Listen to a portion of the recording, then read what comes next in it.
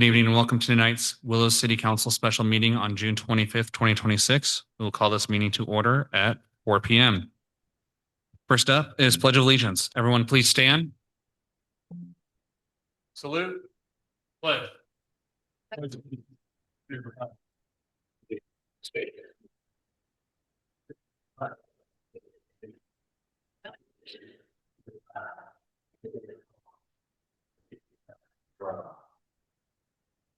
Thank you. Roll call, please. Mayor Hudson, Present. Vice Mayor Thomas, Here. Councilmember Hanson, Here. Councilmember Pride, here, Councilmember Busby. Here. Okay. Item 4, discussion and action calendar. All matters on the discussion and action calendar will be discussed and acted on individually. Individuals wishing to speak on these items are asked to complete a speaker card and submit it to the city clerk. Comments should be directed to the mayor and council members and are limited to 3 minutes. By law, the council cannot discuss or take action on items not listed on the posted agenda. Item 4A, emergency proclamation declaring a public safety emergency. Recommended action, adopt an emergency proclamation of the city council proclaiming a public safety emergency due to a lack of law enforcement services beginning July 1st, 2026. Our contact will be our city attorney, Gretchen. Gretchen, you have the floor. Good morning, or afternoon, sorry. Good afternoon, council and mayor. This declaration or proclamation of emergency is just to free up some ability for the city to look into other agencies to possible provide municipal law enforcement to the city, including possible state agencies.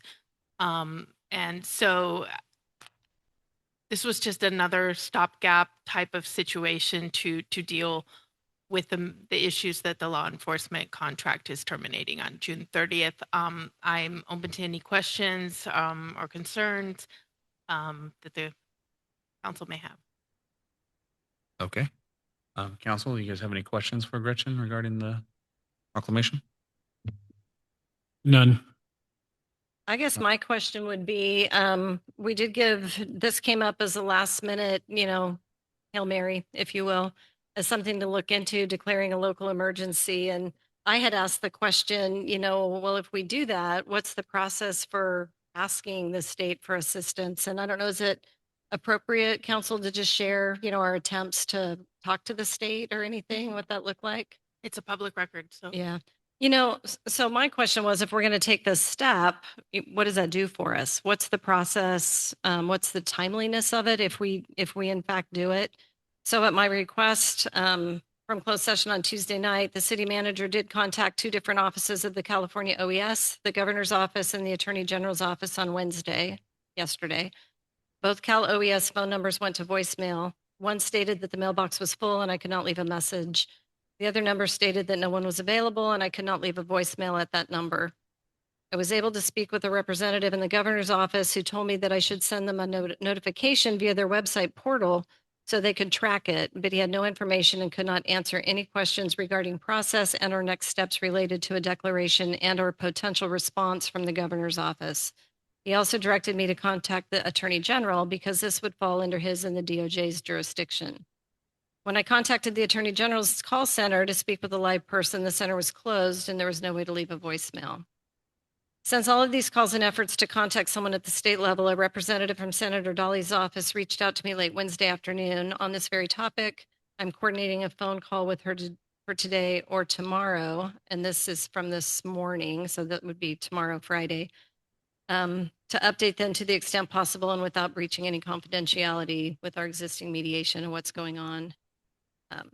So basically, my thought was, if we're going to take this next step, as we're truly looking for options for July 1 till we have some answer from the court, I just wanted to know, does that actually provide a resource? And I don't think we know yet. And I just wanted to preface that, all right, I'll speak for Lori. Lori does not have an answer for what we're going to do on July 1. We're going down another path of looking for how do we invoke mutual aid. I think our efforts to reach out to other local jurisdictions to ask for coverage have not been successful. And so, we're here again to chat with the public and let you know that we're making efforts to fill the gap. But we are 5 elected people from the community that, because we're up here, it doesn't mean we have all the answers. So I just thought it was important to say that. If we pass this resolution, I honestly, and I don't know, council, if you've done any research to say, I mean, is there the ability to make any contacts and get any guarantee of any provision by our timeline? Just based on my own experience in dealing with emergencies in other jurisdictions, once the declaration is adopted and you sent it off, that's when they're going to look at it. They really won't necessarily look at it before that. It's a pretty special case and would need to be a really big, like huge fire, earthquake, something like that before they would take action prior to seeing the declaration declared by the local agency. And would that declaration, if it's adopted tonight, this proclamation, would that then be submitted to the portal that was referred to? And then do we have any idea of timelines once it's submitted? It would be submitted once that it's adopted, and it's hard to tell. It just really depends. I mean, I wish I could say, yes, we will have a response right away, but I mean, we're talking about state agencies, and whether or not they'll be responsive quickly is entirely up to them. We don't have any control over that. That's all I have for now. Thank you. Thank you. Councilmember Busby, Nothing to add. Echo. Councilmember Hanson. Yeah, thank you, Mr. Mayor. Just a little additional information from the email that Councilmember Pride just read to you that we all received from the city manager. And seeing that, I responded back to our city manager, Marty Brown, and asked her to contact the fire chief and attempt to utilize his 24-hour emergency contacts in order to find someone in Cal OES that may have some information. And that's what she was going to be working on, and I have heard nothing further. So I'm assuming that that has not been successful yet either. But Marty is on Zoom, I believe, Carlene, if I'm not mistaken. Yeah. So, okay, she could speak to that if needed. But I just wanted to let my colleagues and the public know that those contacts have been, been attempted to be made all day. And also, on top of that, the state of California is still largely teleworking too. Obviously with the Cal OES and the governor's office, there are people in the office, but a lot of the state offices are bare bones for whatever reason. Still from 2020 from COVID, there's a lot of teleworking going on, so that I'm sure did complicate things in the state end. So I know that from personal experience. So that's all I had, Mr. Mayor. Thank you. Thank you. With that, is there any public comment regarding item 4A, emergency proclamation declaring a public safety emergency? I do have public comments. However, Marty is, I believe she has something she wanted to say. Okay, we'll pause on public comment to allow the city manager a chance to answer that question. Can everybody hear me? Yes. Thank you for the opportunity to speak. I'm on Zoom. I wanted to just impart that in my experience with other situations, not public safety declaration, but other types of emergencies, just to reconfirm what the city attorney said, I have not received responses or interests. If you're, thinking about doing something or thinking about taking action with the state, typically you do have to take the action before you get a response from them.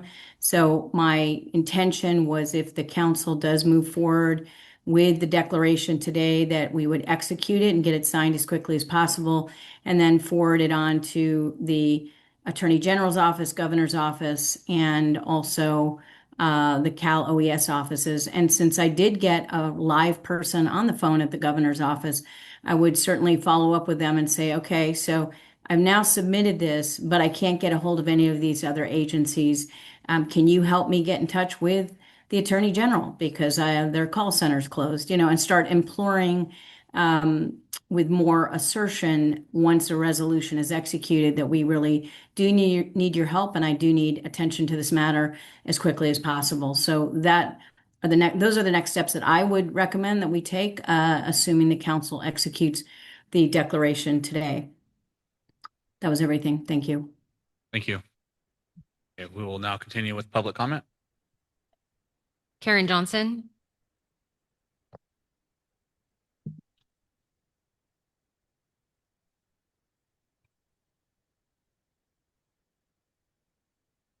Good afternoon, members. My name is Karen Johnson, and I do not appreciate going first.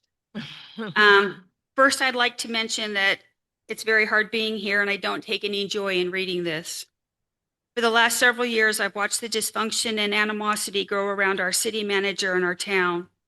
Fostering a collaborative relationship with the county has instead turned into a turf war. Is it possible that the sheriff has intentionally built a wall so high that he has the ability to avoid the city manager? And if she were not involved, could we have reached a reasonable compromise? As each of you sit here today, I ask you to take the time to meet with the sheriff one-on-one yourselves. A handshake, a cup of coffee, just like we do in small towns. And before you start pointing fingers and saying, well, we've asked for records and we've not gotten them, I would remind you that the public goes into our city hall all the time asking for assistance and public records, and they do not get them. And this is almost like a taste of your own medicine. And in fact, two previous city council members who challenged City Hall and requested information were actually pushed off the council. At this point, I regret voting for the tax increase. If the city is going to continue to be inefficient and send our tax dollars outside, there is no point. You've asked and received more funding, and yet you continue to provide less services. There's no pool, no code enforcement, and now we have a policing crisis. You intend to take over the billing for the sewer, and yet you have not billed for the city business licenses for 2026. You dropped the ball on the park grant, and yet you still propose the idea of opening a police department. Is City Hall still so busy that it has to be closed on Fridays? Again, not public friendly. And God forbid you get your hands on the library board. My observation of the city manager does not have the attitude to bring this community together and lacks the skills to efficiently run the city of Willows. The city spends hundreds of thousands of dollars on consultants, mediators, and surveys. Let's pay for one for City Hall. And how efficient are we being ran? While the city has passed the standard accounting audits, can you sit there and positively say you would pass a forensic audit, because there is a world of difference? I am confident that if I started a petition to request to have Marty Brown removed from office, it would be signed within an anonymous position here in the town. And lastly, as the five of you sit here in front of us, I ask that you meet with the sheriff yourselves and not take the word of what you're hearing from everybody else. That's all I have.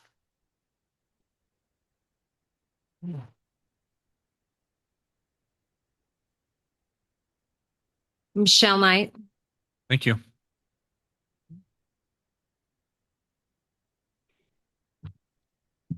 Once again, we find ourselves before this council discussing the reduction or potential loss of law enforcement services in our community. It is difficult to understand why at this late stage an emergency meeting has been called with less than 48 hours notice for the purpose of voting on an emergency proclamation. What specifically is the intended outcome of this proclamation? What tangible benefits will it provide to our city? What is the process moving forward? And which professional agencies, experts, or advisors has been consulted to determine that this is an appropriate course of action? From the public's perspective, this process appears rushed and lacking sufficient transparency. As I stated just 2 days ago, I believe each member of this council serves in good faith and with the sincere intention of doing what is best for our city. Unfortunately, I cannot say the same regarding the performance of the city manager. I do not believe we would be facing this situation today had there been more effective leadership and management. Continuing to employ someone whose actions have contributed to these circumstances is, in my view, fiscally irresponsible and contrary to the best interests of our community. Therefore, as a tax-paying resident of this city, I respectfully request that the council dismiss the city manager effective immediately and appoint an interim manager who possesses the leadership experience, professionalism, and collaborative effort and skills to work effectively with partner agencies and serve our community's needs. My concerns are not based solely on the current law enforcement crisis. They are also noted in a pattern of delays and mismanagement. For example, the park grant project reportedly took years to be put out for bid, placing the city at risk of losing valuable funding. The municipal code update, for which legal services had already been retained and paid, remains incomplete after the relevant contract expired in 2024 under the city manager's oversight. Additionally, ongoing concerns surrounding the library have remained unresolved and continue to divide the community. Equally concerning has been the lack of professionalism displayed during public meetings. At the most recent meeting, I personally observed conduct that I found disappointing and inappropriate for someone serving in such a leadership role. Behaviors such as eye-rolling, dismissive body language, and frequent phone use while community members were speaking passionately about public safety concerns conveyed a lack of respect for residents and their input. Similar conduct was evident at previous meetings as well. The question many residents are asking is, when does this end? In my opinion, the city manager is simply not the right fit for our community. I also question whether council members have directly met with the sheriff and CHP commander to obtain a clear understanding of which criminal and traffic related calls for service they will continue to respond to. Time. While some services such as criminal control and certain low-level offenses may not receive the same response, the public deserves accurate and complete information regarding what assistance will remain available. Why has this not been clearly communicated to our citizens? We have been told that negotiations, even with the assistance of a mediator, have reached an impasse. Thank you. I have also been informed that the sheriff himself has participated in these discussions. If the current approach is not producing results, then it may be time for a change in strategy. Accordingly, I propose that the current law enforcement committee and the city manager step away from the negotiation process. As the saying goes, doing the same thing repeatedly while expecting a different outcome rarely leads to success. Given the mayor's many responsibilities, I propose that Ms. Pride and Mr. Busby assume the negotiation duties immediately. A fresh perspective may help move discussions forward and secure an agreement that serves the best interests of our community. If emergency meetings can be organized on such short notice, then surely another meeting can be scheduled before the 30th to develop and implement a viable solution. At this point, there is significant lack of trust within our community. For that reason, I encourage the council to vote no on the emergency proclamation as currently presented, as it lacks sufficient support and seems to be more of a mirror, smoke and mirror. Thank you for your consideration.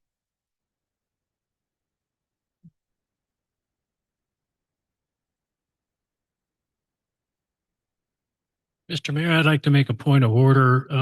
While I understand the passion of the crowd is with the failure of the city management and personal dislike and professional dislike of our city manager, the item on the agenda today is law enforcement and this emergency declaration, and the comments need to stay with that particular subject matter on the agenda. That is correct. As this is a special meeting, it can only be related to the declaration. Since I stated those comments, I will say that it was about that since she created this mess. Thank you.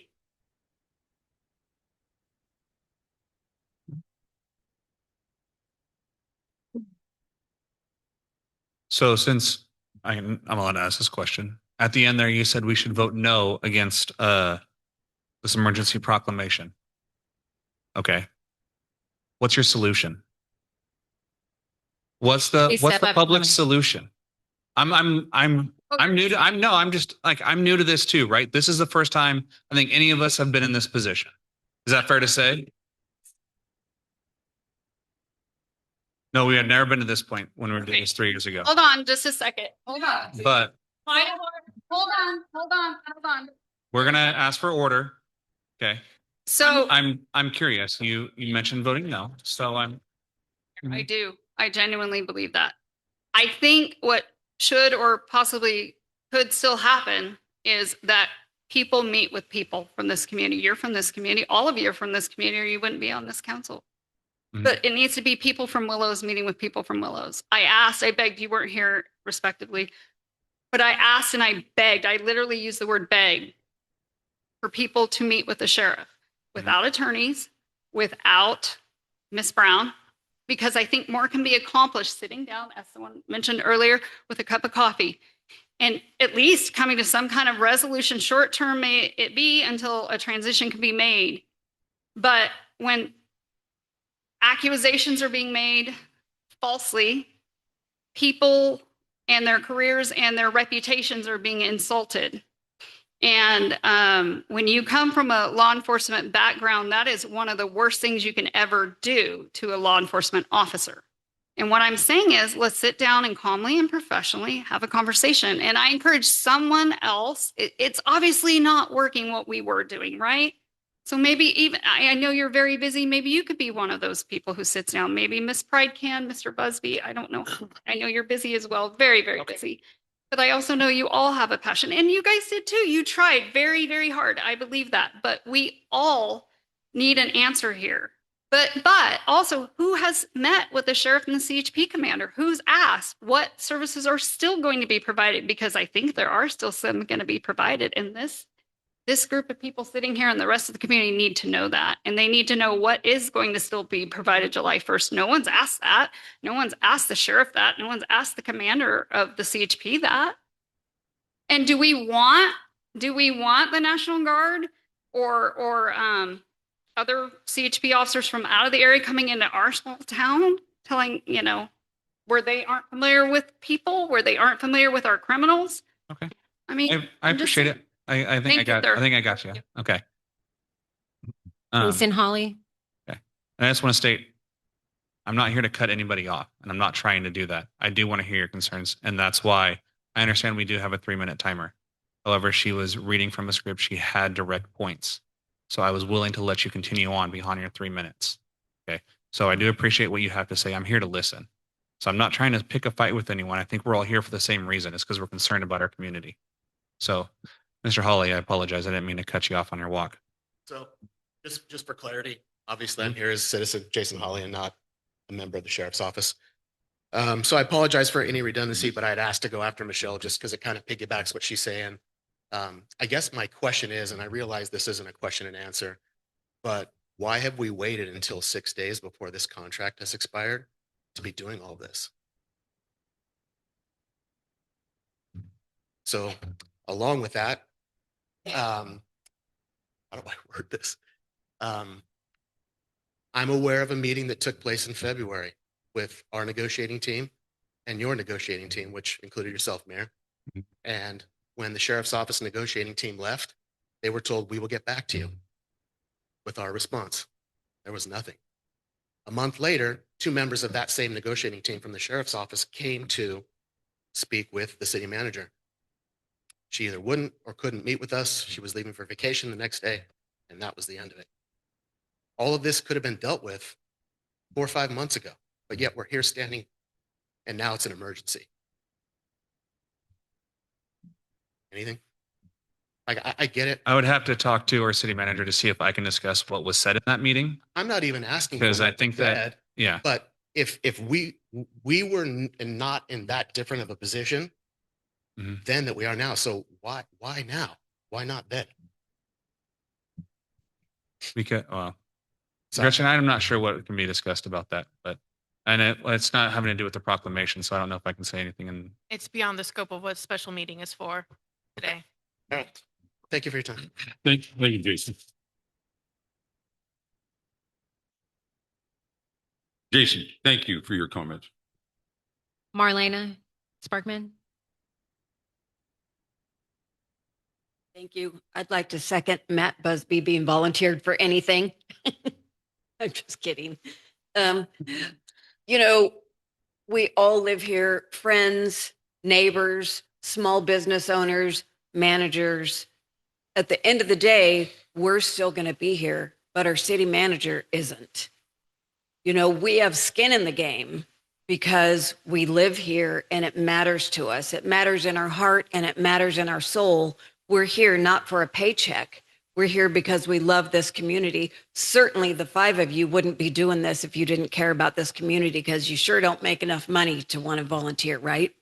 So to the topic at hand, when we talk about putting the city manager in charge after there's been an emergency proclamation, She hasn't been voted on and doesn't have the trust and the sincerity that our community, that our city citizens have put in you guys. We voted you in, but we didn't vote her in. And a lot of people dislike the way that she manages the city. So if we were to do this emergency proclamation, it's giving her carte blanche to make decisions for our community, and we don't trust her. Some of those are implementing curfews, restricting citizens. If we don't have a law enforcement, does she have the right to give us a curfew? Do we really want to place that in her hands without you guys being in on the decision? She can temporarily close public facilities. Does that mean she's going to shut down the parks? Does that mean she's going to shut down the pool because she has that authority? You might sit there and say, no, but you live here. You have a family here. She doesn't. She's from Marysville. It makes a difference. She has no skin in the game. She would have the authority to suspend specific rules or regulations without your authority or approval. And not only that, it would be for 60 days. 60 days is a really long time if she's made a decision that your community disagrees with. I implore you to please, please do not vote for this. There's got to be other ways, or maybe if you have to do an emergency proclamation, Evan, you were asking what's a solution? Maybe that she's not the one that's in charge of those rules and regulations. Maybe because you're the mayor, you get that decision-making process, because I know that we trust you far more than we trust her. We know you. We see you at the grocery store. You have a business here. We know that we and our families and our businesses matter to you and we trust you. So the other question I have is, what value does this proclamation even have? So she can make a bunch of decisions, stop a bunch of rules and regulations, but it doesn't solve the problem with our sheriff. I would like to reiterate that someone needs to sit down with him one-on-one, because again, he's from this community and he cares about this community the way that you do. So my other question is, what happens if she makes decisions beyond the scope of what this emergency proclamation is for? Because she has the legal authority to do that if this proclamation goes through. And so there's nothing that you can do about that, because if you voted that she can do it, she gets that autonomy. And I would really, really say, if for some reason you vote yes, please don't allow this 60 days. Thank you.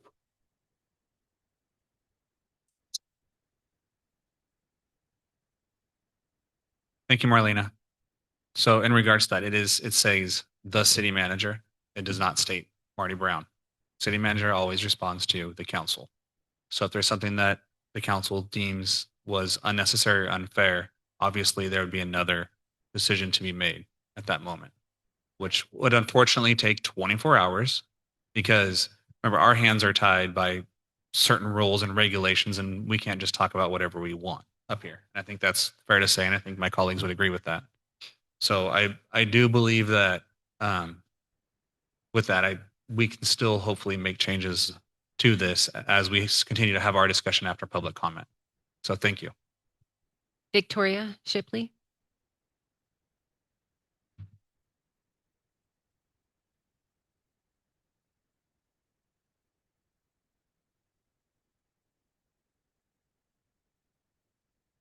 Because of my disability, I would like Jared Shipley to take this time. Okay. So you're having somebody else come up and speak for you? Is that what you're saying? Okay.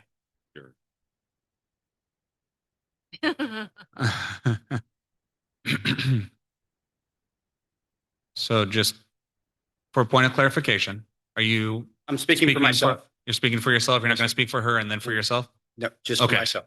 So that still leaves you with the 3 minutes. So Yes, sir. Yes, sir. We're just good to a go. point of clarification.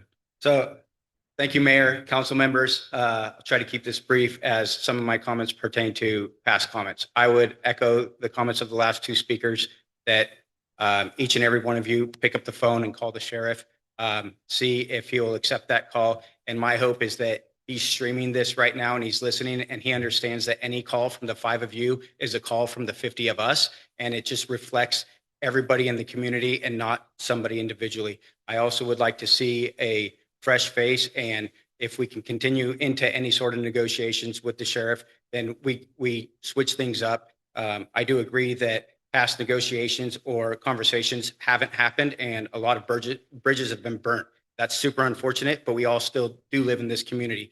And I'm not here to cast doubt on anybody's job, what anybody's done, but I will add that this proclamation, understanding that it's the next step and this is where we're at, and by the county code or the city code, I'm sorry, it does give the city manager that kind of carte blanche to do what she thinks is in the best interest of the community. If this is approved, I would hope that with that comes very strict guardrails on upfront what those powers will be. All of you engaging and making sure that there's strict guardrails on that because it's very important. Councilmember Hanson, you stated at the beginning of this conversation that you spoke to Chief Monk and said, hey, we want to utilize some of your Cal OES contacts and things like that. I see that he's been in those situations. Public safety is very important, and it's not everybody has that background. So between the mayor, you've been there, you've done that. Chief Monk, I think that he should be engaged in those conversations with the city manager and making sure that those decisions that are made are by somebody that has experience making decisions when lives are on the line. They're split-second decisions. They're not administrative decisions that can be pushed till next week. They're decisions that have to be made right now. So I would just implore the council, if this proclamation is passed, that there's some guardrails set up and continue to try to work with the sheriff's department, even if it's a short-term solution, and pick up the phone and call the sheriff. And hopefully the sheriff is listening and understands that those calls are coming from us as well. Thank you. Thank you. Thank you.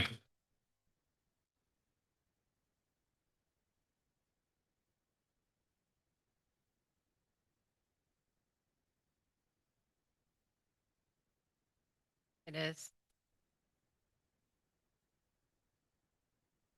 Am I seeing 15 or 75? 73 participants. So So it either is one of being my numbers streamed. were correct. Okay. So it just might be a lot of people on there. I'm not a tech, but I could assume that possibly so many people streaming it might have a downfall to it. Ardith Brandon.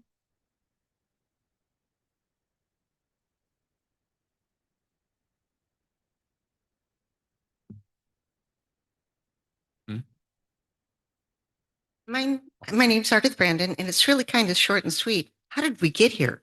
You guys knew 3 years ago that the contract was expiring. We just hoping like it'd be angel dust or something like that that was going to make it work. I mean, clearly you could have started this negotiation 2 years ago, right? And talked with the sheriffs to figure out how you can make this work. Obviously, they're coming in here in January, you're coming in here, but we're like so close to the finish line. Why would anybody run a business that way? Why wouldn't you know that there's contract expiring and actually set up meetings ahead of time? I mean, who's responsible for that? Is it you or is it Marty? Clearly, you guys just meet once a month and you have tons of meetings in between. But on the offset, you would think that Marty would be the one watching the clock on that. So I guess I'm just a little disappointed that you had 3 years notice, and yet here we are, days away from having no law enforcement. And who's responsible for that? You want to blame the sheriffs, or do you want to blame yourself? That's all I have to say. It's just disappointing.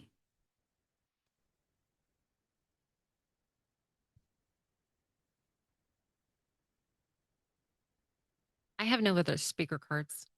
Okay. There may be other. Yes, ma'am. Okay. If you'd like, you can approach the microphone. It's not required, but if you could please state your name.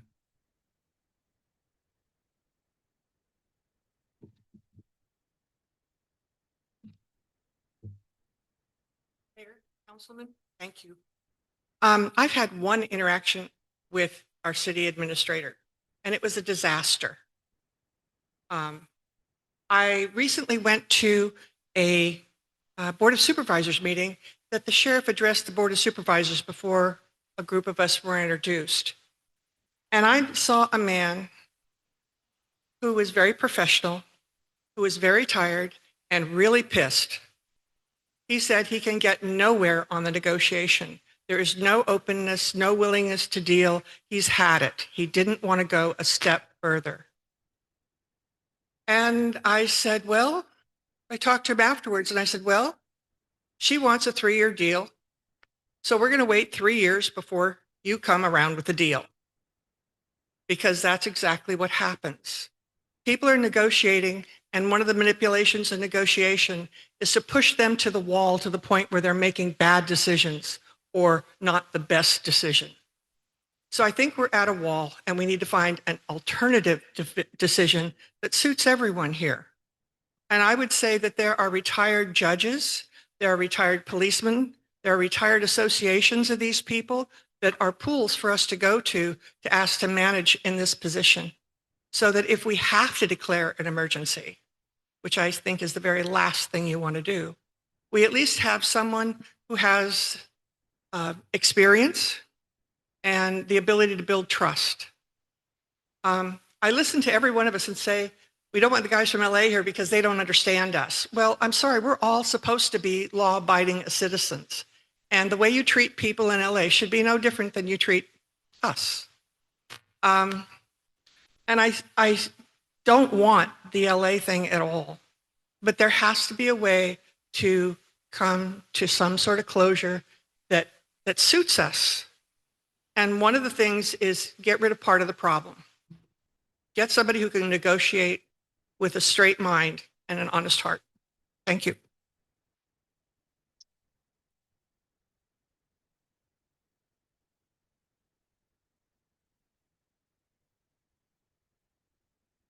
Thank you.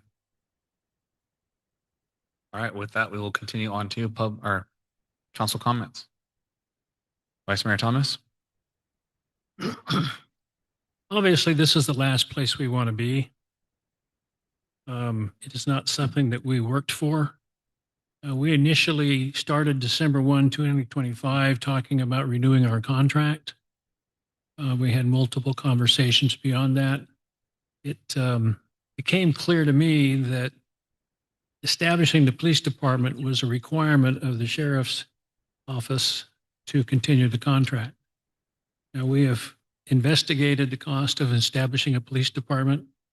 We passed the tax, 1.5% tax. That solved the 1.4% or $1.4 million structural deficit that we had and was enabling us to catch up on some of the deferred items that we had not been able to do before. So we were trying to get ourselves back on financial square feet, which I think we have done. And now we're looking at what it's going to cost to establish a police department, hiring a police chief, and it comes with the requirement to establish a police station, buying cars or leasing cars, radios, the technology part of internet so they can access all of the criminal data they need to be able to access, we understand is quite expensive. So we are actively trying to pursue that, but we are nowhere close to being able to even start to pull the trigger because we don't know what it costs. And we've asked for consultants to be able to figure that out so we're not walking into it blindly. But this is where we are. And we have asked for information as to what represents the $3.422 million increase. There was an increase of one sheriff's deputy from over the prior year with no explanation. When we asked for some information, they were unable to generate the electronic net data necessary to evaluate cost reductions. What that told me was they would have no data to support their cost increases. So we are trying to manage your tax dollars on the cost of the sheriff's services. We would love to have an agreement with the sheriff. We want that agreement with the sheriff. We received his proposal that was one of the three options. We did offer a counter proposal, which was the 3% CPI plus an additional 1%, contract amount of 2.449 for the 26-27 year. And we have been unable to come to terms. The hardest part is to swallow the $3.4 million without understanding what that actually stands for. The price of each individual deputy, a full lieutenant, a full sergeant, a full detective, and 14 automobiles. And included in those costs were, as I mentioned on Tuesday night, the unfunded pension liability, which equates to about $49,000 a sworn officer. It's for officers that are in retirement that never worked for the city of Willows. So we're trying to protect that $500,000 for the benefit of the citizens of Willows at the same time as trying to renew a contract with the sheriff. We've been unsuccessful. It saddens me. But I believe we need to do the special declaration. This proclamation, it's not ideal. It's a stopgap. Hopefully it will bring some opportunity for better discussions. We are in mediation, and that mediation is confidential. So as much as I'd like to be able to tell you all of the things that's going on and not do that. So my opinion is we need to pass this proclamation. I yield back to you, Mr. Mayor. Thank you. Councilmember Pride? Thank you again, everyone, for coming, and thank you for your insights. I was speaking with someone today, I think, and when you're up here and you get a lot of information, I don't know about you all, but brain synapses, going across, I go home and I'm like, why didn't I ask that? Or why didn't I think of that? I appreciate your questions because you're asking questions that I haven't thought about. I think one of them is we look at where we are today, and I think we have two issues before us. Sadly, we are here on June 25th, facing an imminent deadline of no law enforcement on July 1, with no easy answers for what filling the gap looks like. The reason this is before us, and I mentioned that in my opening comments, is because we're looking for a Hail Mary of sorts, a very short-term Hail Mary to protect the citizens of Willows and make sure we're providing, a responsibility to you. I honestly don't know enough about this. It's new information for me to know what this is going to give us. I appreciate the comments and concerns that have been expressed about how it's implemented. I'm hearing the comments and the concerns about how did we get here? And as I said Tuesday night, hindsight is always 20/20, and we can look back and go, gosh, if we would have only, and if we'd done that differently, it would have been so much better today. And I think history is we learn from our mistakes as we move forward. And, so we're here where we are today. I think there's two questions. One is, how does this proclamation, if we adopt it today, is it going to provide protection, some security for the citizens of Willows as we figure out what the longer term solution is? And I honestly don't know that it does. I mean, again, it's a new uncharted territory. So we're going to adopt it. It sounds like we've tried to make a lot of phone calls. We're hitting dead ends, but until you have a magic proclamation that you put in a magic portal to our wonderful state of California, and then we hope that that opens a door for us to talk to someone somewhere that can come if we need them. But I don't know. We have not had a discussion about the mechanics of that. What does that do for, I'm not going to call you out by name. I know most of you, but what does that mean if Lori has a problem at 9:00 at night? Who do I call? It's probably not, and I don't want to be sarcastic up here, but it's probably not Ghostbusters. I need to call somebody. And so, I mean, just as the practical reality is, I mean, I don't know. Maybe you guys do that I'm up here with, but I don't think we do. So, and pardon me, this is all new because we had a meeting Tuesday and now here we are Thursday, and this, we got to get things done and look at it and read it and digest it. So I'm going to go back to where do we go from here? What's our long-term solution? I think some of you asked that question. What is our long-term solution? I think, and I've been here a year and a half. And by the way, my term is up and Rick's term is up. So if any of you out here are enjoying this process and want to take out papers to run for city council, here's your introduction to it. The contract, as I read it for the law enforcement contract, was really clear that in year 3, and I have it here somewhere and I could read it, but in general, in year 3, the Willows City Council, the City of Willows would begin the work of bringing back the Willows Police Department. And there's some language that indicates there would be some conversations and some transitioning with the sheriff's office during the last year of the contract. I think we didn't ignore that. I think the city did the feasibility study in January of 25 to get an idea of what it would cost to bring that PD back. And that's the first kind of shocking realization. As our colleague Matt would say, we have a revenue problem. And it's like, we don't have the money to do that. And then and here's the disconnect, if you will. I do believe Sheriff Gibbs has been pretty clear that really he doesn't want to have a contract with the City of Willows. And I wasn't involved in that contract negotiation. I haven't been involved in any of the contract negotiations. So as we started trying to say at the beginning of year 3, what's it going to cost for us to continue? I don't think there was clear dialogue on either side that said, no, we're done, right? We're not renegotiating a contract. It's over on June 30th. So maybe, just maybe, if someone had said that clearly, we're not negotiating for a future contract. It's how are we helping you transition out of this contract? Maybe, hindsight's 2020, maybe we'd be at a different place today because it would have been the reality that says, we don't have that option anymore. We have to figure out another way, and we would have had more time.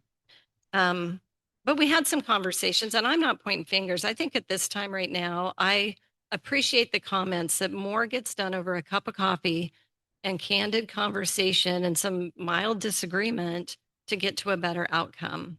We make better decisions when we make them together, and we make better decisions when we fully engage a community that I find, and I'm going to say it over and over, I so appreciate you all being here. I appreciate the phone calls I've had since Tuesday.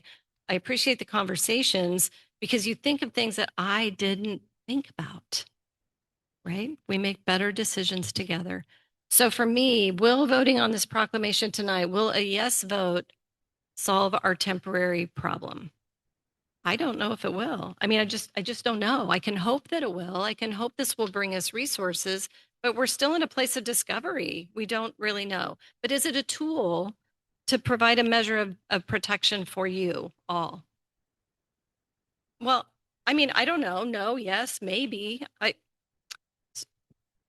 But we still have the problem on July 1, and that's my personal dilemma up here looking at y'all tonight is July 1 comes.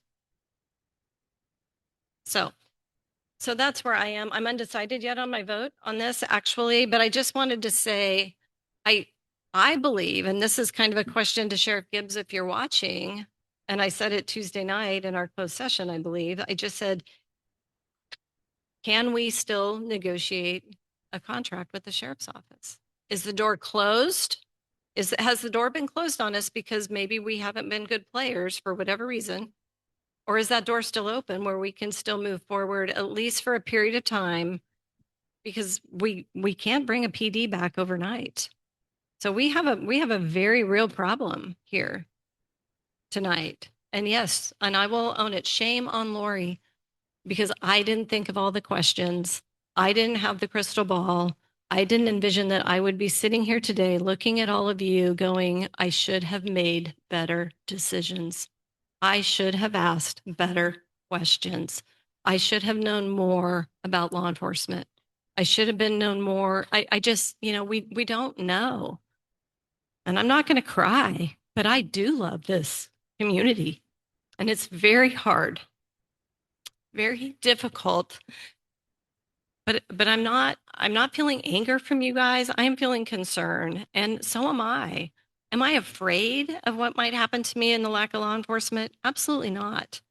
Because I do believe that we as a community will look out for each other in the shortfall. I mean, I know my neighbors, and I know if there's any question, I know that I can call them. I know I can take some certain measures myself that I won't say out loud to protect myself. I think that if people outside the area know our community, they would not even consider wandering into our community. But I have a friend from high school, from almost 50 years ago, high school graduating, called me from Montana yesterday. So Willows is on the news. So unfortunately, our dilemma has made the news because I don't know if it's a slow news day, guys, from the news that are here. But you know, we, right or wrong, good decisions or bad, we are here all together as a community figuring out how to do this. I appreciate most of your comments tonight. Oh, no. I appreciate all of your comments tonight. I wholeheartedly agree with many of them. Many of you know when you call me, I will speak with you very candidly about what I think. But it requires what you're doing tonight is to come up and speak to the microphone about your concerns and making them very specific about your concerns, because it's our job to listen to you and then do the right thing.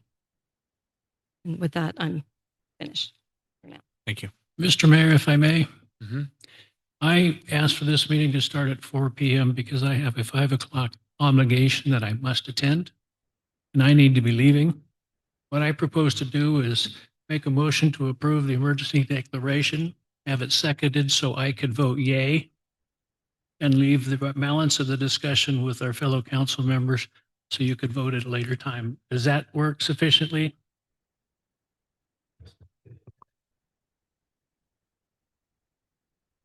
That's a question. Well, just to point out, the reason the city manager is listed as the director of emergency services is because that is what is listed in the municipal code. Right. It says that. It's 2.55.050 states she is the the city manager is the director of emergency services.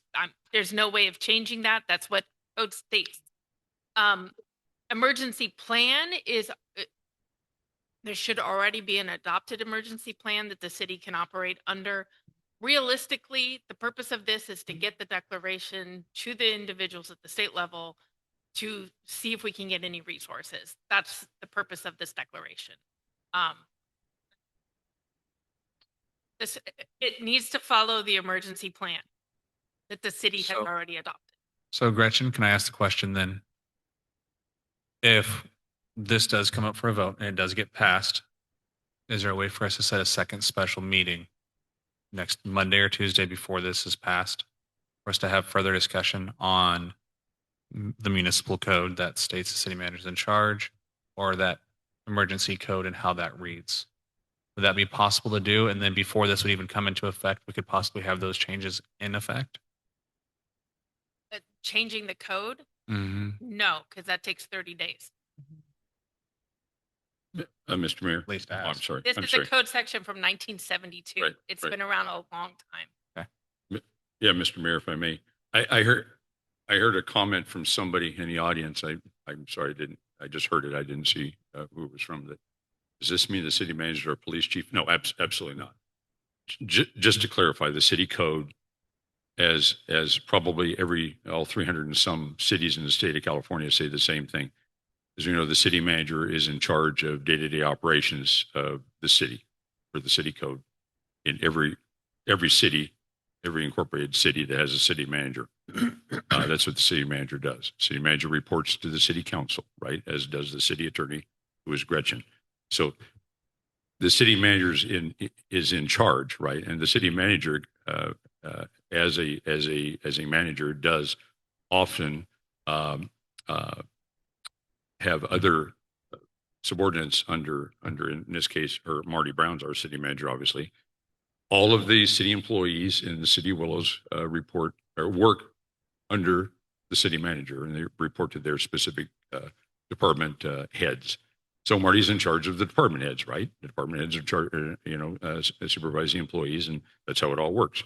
That's all the city code says here. The city manager is in charge, and the city manager is in charge of day-to-day operations.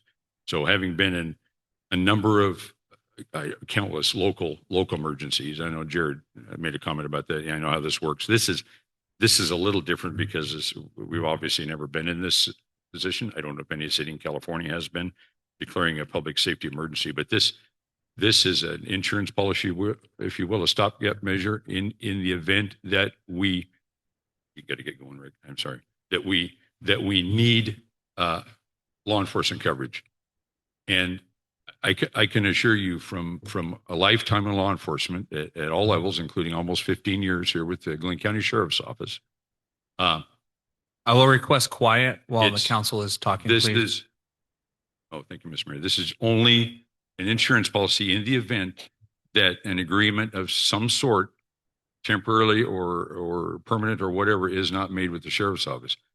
We've had a solid, fantastic relationship with the Glenn County Sheriff's Office for the past 9 years, since 2017, while we've received contractual law enforcement from the Sheriff's Office. Okay.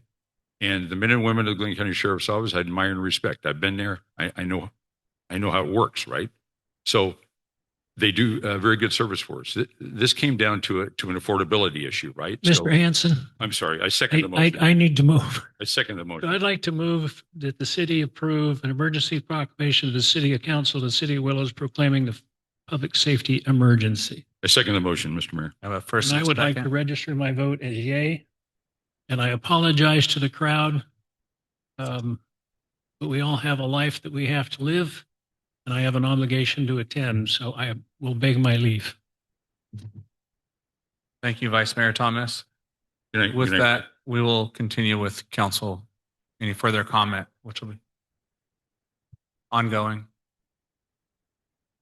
So currently, mediation and this have nothing to do with each other.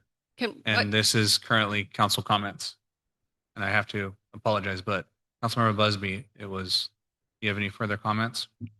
I'd like to echo what both Councilmember Pride and Councilmember Rick said. I think the only thing I'd like to kind of add is I think that this is a no stone unturned kind of thing. Just asking more questions, as Lori said. I think the word discovery is the right word. Like, hey, this is a step toward another plan, just in case other things don't go the way that we hope that they do. And so I think it would be short-sighted to say no to this because it closes some doors. I think this opens some doors that we don't necessarily have to say yes to.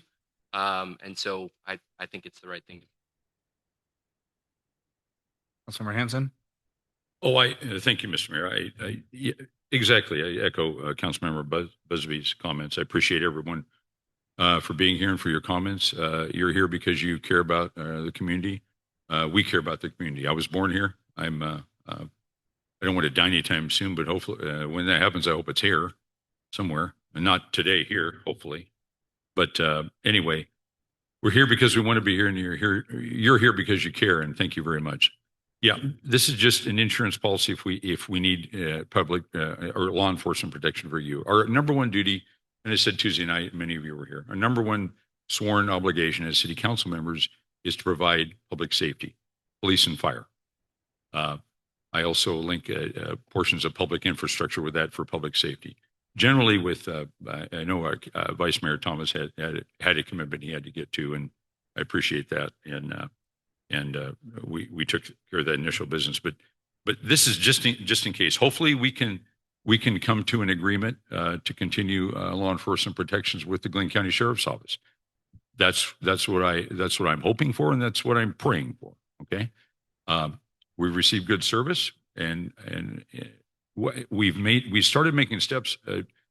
And Lori mentioned about in 2025, I believe Lori, you said we started working toward establishing a police department. Actually, we started in 2024 with a consultant who I know you don't like the term consultant, but this gentleman did a really good job for us. Very. He gave us a Hugo. Anybody remember the Hugos?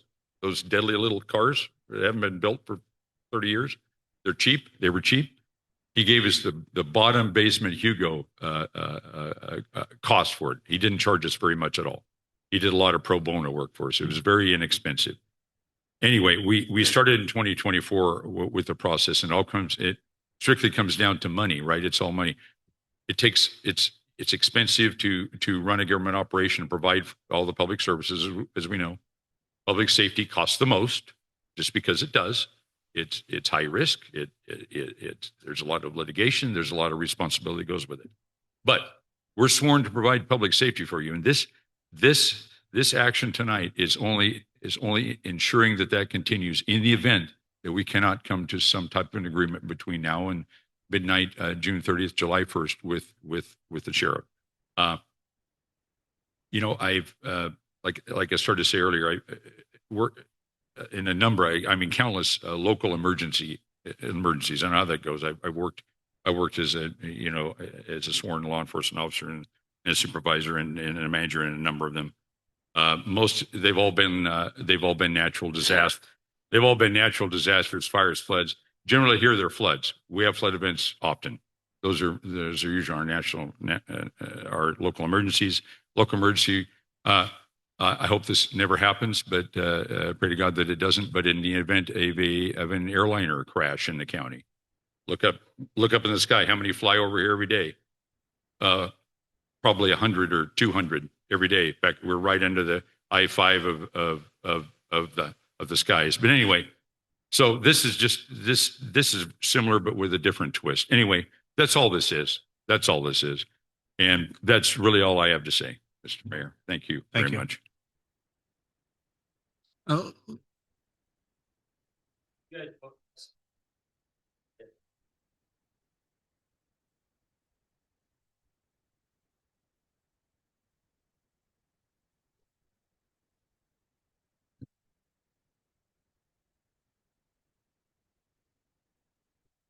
That would be the goal. Yes. So yeah. The council can have a special meeting and proclaim the emergency over at any point. So real quick, I think that answers your question. I am going to ask the audience to please have the same respect we had for you guys when you guys had your opportunity for public comment. Please allow our council to finish what they're saying, okay, without the side comments. It is distracting when other people around you are trying to listen. Okay, so I just ask for that respect. Councilmember Pride, you had a couple more comments. So I have a before couple take my turn. of actual kind of a question, and maybe city attorney could weigh in on this. I heard the comment, I think it was from Jared, regarding guardrails, on this for the Director of Emergency Services under this proclamation. And I just wonder if we could have a caveat or a notation in the minutes or a friendly amendment to this that just says, as we adopt this, submit it to the state, and there's actions to be taken, like a decision to be made. Are we going to invoke the National Guard, or are we going to engage CHP, or are we going to do whatever those options are? That's a decision that's not made just by the Director of Emergency Services, i.e. the city manager in this case, because of our municipal code, but that there's the opportunity for that to come back. So it's more of a council decision as opposed to a unilateral decision. Is there a way to frame that where as either a friendly amendment to this, a notation in the minutes that says, we want this to go forward? We understand we have a Director of Emergency Services, but in my mind, until we know if we have the National Guard and there's a specific crisis because we don't have law enforcement, if it's a matter of determining how are we going to implement this or agree to who's coming, that we would have a voice in that and not just a staff person. I think there's a couple of issues with that. Number one, we're only going to have a small voice in that because ultimately who is sent is going to be at the governor's discretion to some extent. If the governor decides it's the National Guard and we say no, then we don't have anybody. I mean, that's really what it comes down to. I do believe you could make some sort of small amendment that states, the emergency manager will keep the council informed of developments or something to that effect.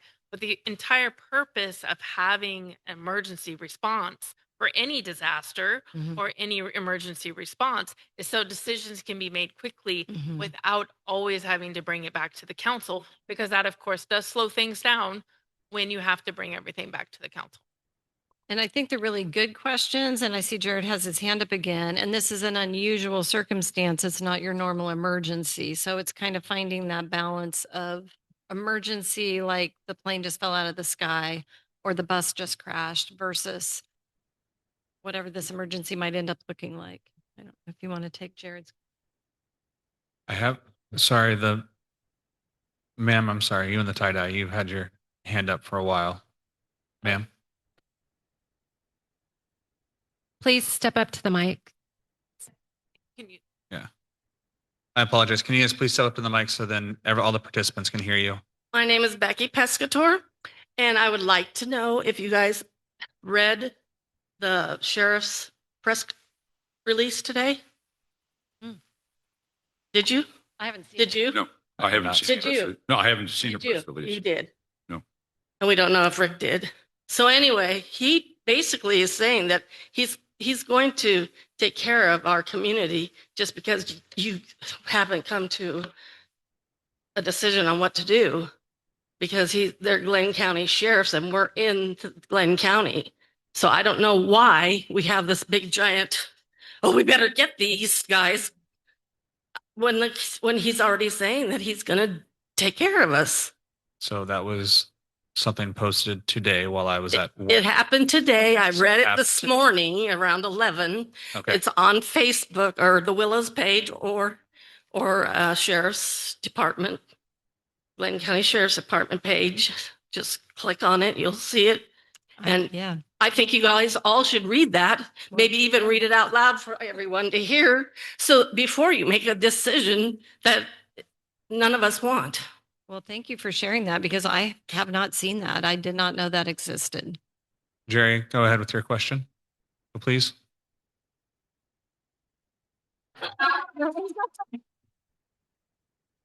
Sure, respectfully, and I know that the council doesn't want to get into a huge back and forth. Everybody has things to do. My question wasn't as much in an emergency response to something like a plane falling out of the air, something like that. But if this proclamation gave the city manager the authority to engage in something like, the proposal that was brought up on Tuesday unilaterally. So she now sees, hey, it's July 1st, it's July 2nd. And I know this was not voted for, but it wasn't voted against. And now I deem it unilaterally necessary to have this private security come up. That was kind of the guardrails that I spoke about. Obviously, if there's a huge disaster, whether it's the sheriff or mutual aid, I'm sure that we're going to have some folks come in. My thought was what guardrails are going to be in place so decisions like 30, 60, 90-day contracts aren't entered into that the council isn't aware of, or that it might have devastating effects for the community and the budget going forward. Thank you. Thank you. Thank you, Jared. Go ahead. Michelle Knight again. Ms. Pride mentioned that she had asked questions about who Ms. Brown had contacted regarding this proclamation. And I heard state OES this and that, and they didn't contact or contact her back. Was there any consideration about contacting our county OES? We actually have a county Office of Emergency Services, and I'm just wondering if they could have possibly helped with some information. I mean, we pay for that program ourselves, constituents. Good point. Thank you. Thank you. Okay. Well, My turn? I guess for me, I mean, I kind of like to read the press release, because I've heard what Becky shared, that there's a press release that the sheriff's saying that, people aren't going to be left hanging. I've heard that, and that's what's been going through my mind. If that's the immediate emergency need right there, that we'd be asking other people to potentially come in and meet. And so is it no harm, no foul to just open a door for other resources that we might need? Or do we truly have a local emergency if in fact we are going to have some level of response that isn't, I mean, if it's in a press release, that's pretty official. May I have my 3 minutes real quick? Sorry, I haven't had a chance yet.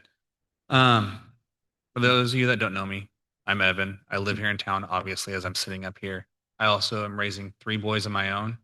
My fiance also has 3 boys that live with us. So I have skin in this game as well. So I understand that the fears, I understand where a lot of you are coming from. I also hope that you can understand that we may be sitting up here. It doesn't make us professionals at this. The press release that was mentioned, I didn't see it. I have been halfway, 3 counties over today and back and different things for work. And I got home and I put on shorts because I was uncomfortable in my blue jeans walking around all day. So I only look good from the waist up. I apologize. With that being said, I hear what you're saying. I also understand that there's a time sensitivity of making sure that this gets filed and into the proper hands before July 1st comes up, if that's required. So, with there being a first and a second in place, I am going to say that this is something that I think does need to be filed. With that, I'm going to make the statement that I will be requesting another special meeting on June 30th before anything goes into place. What that will do is that will give the council time to do as you requested, to have hopefully a cup of coffee with the sheriff. And we're going to try and, pack his schedule as full as it already is. We're going to pack it fuller. And we will try to have those meetings and those conversations and see if there's a way for us to get back to the negotiation table in that time frame. And then with that June 30th meeting, we can rescind our request for the emergency. That's my thought. That's the best way that I can think to go about doing this.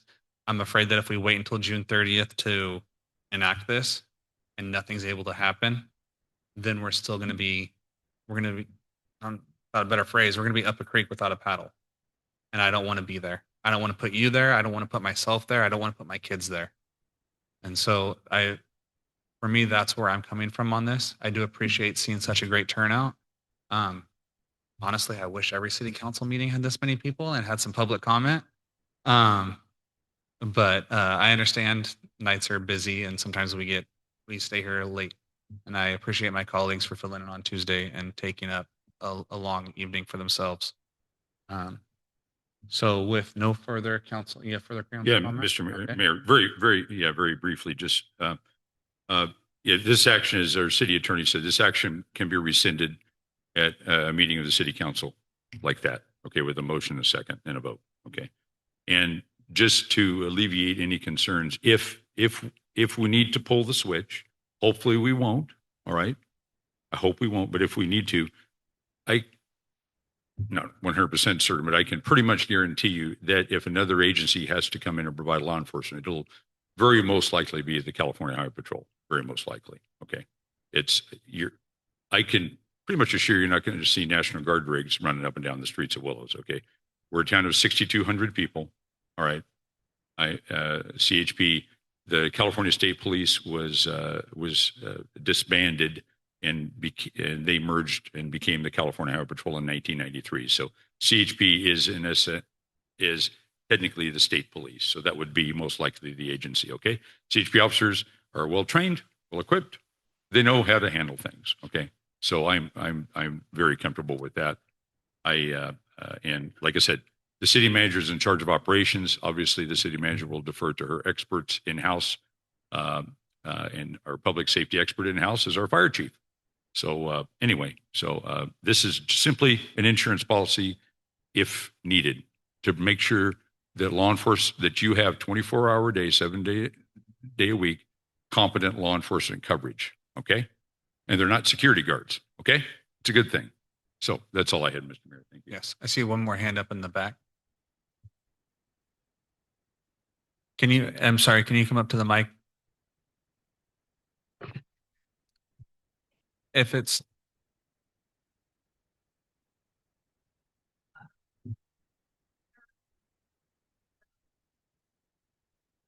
right? Sorry. So she's willing to bring you the mic. No, I'm just saying, when you referenced, I don't want to be up a creek, like right without a paddle.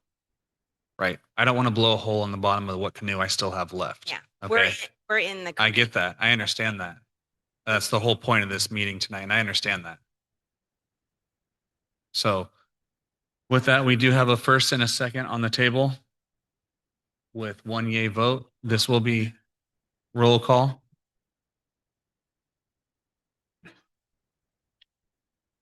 Aye. Councilmember Pride?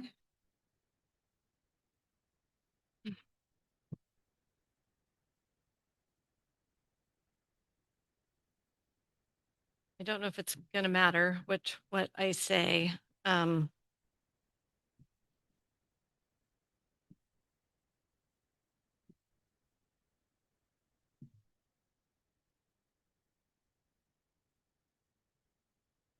think you've heard me express just, I share some of the concerns, and just wanting to make sure that this is strictly a stopgap measure if needed. I'm encouraged by the press release. I'll vote no. Okay. Councilmember Busby? Aye. Oh, sorry. That wasn't my job No. to do. That's fine. And Mayor Hudson. Aye, with the caveat that we do hold a meeting on Tuesday, June 30th. Or I cannot make that caveat because there's already a motion in place, correct? That would be number Already been one, voted. correct? And there's already a vote as well. So, Also, the proclamation will fail at this point under Rosenberg's rules, as Mr. Thomas has already left, and his vote would not count. okay. Great. So all the discussion of him voting and having a motion ahead of time, we weren't told ahead of time that it wouldn't count if he left? It's a 5-0. It I requires a didn't 5-0. realize he was leaving, so I didn't have that on my radar, but So when it just had to be, so it has to be a 5-0? Or does it have to be? it has to be a 2/3 vote, which would require a 4-1. Well, that's always good to know after you vote, thinking it's not going to really make a difference. Proverbs 8:28, God takes all things and works them for good according to those who are called according to his purpose. All right. That's not the Thank you. outcome I We will call expected. this meeting adjourned at 5:18.